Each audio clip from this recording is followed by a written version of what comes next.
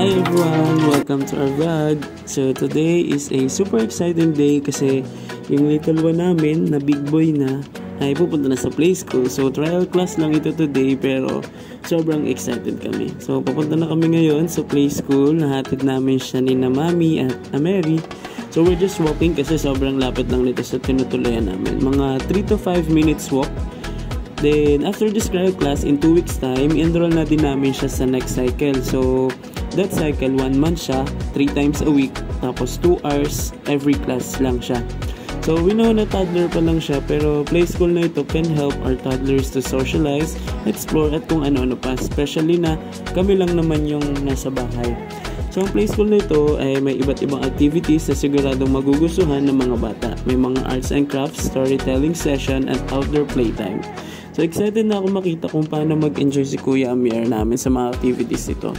So yung mga nauna, yun yung mga nakita namin last time around Mandaluyong, pero ito yung nakuha namin, yung Little Haven na malapit lang sa area. So preparation time, syempre nag-prepare na si Mami ng mga damit niya, na-plancha na din, kaso nagusot din sa sobrang likot sa pagbibihis kay Kuya Amir. So ginising na din namin siya ng medyo maaga kasi kailangan muna niyang kumain at maligo para di naman siya maasim. So ginawa namin preparation bago tong araw na to ay mas madalas namin siya binibigyan ng coloring books at flashcards. So binilhan na din namin siya ng table and chair na pang kanya para na din kay America kapag toddler na siya.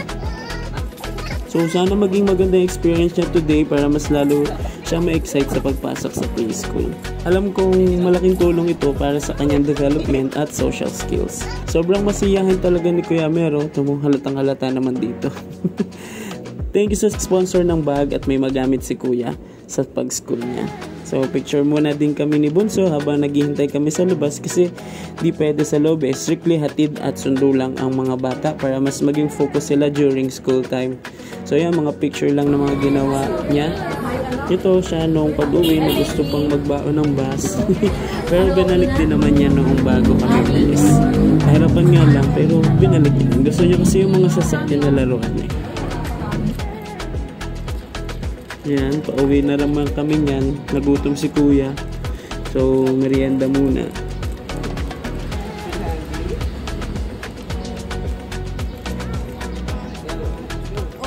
Oh, that's dirty. Yan o, featuring his first artwork. Thank you for joining us on this special day. We'll keep you updated sa aming play school journey. Don't forget to like, comment, and subscribe for more vlogs. See you next time!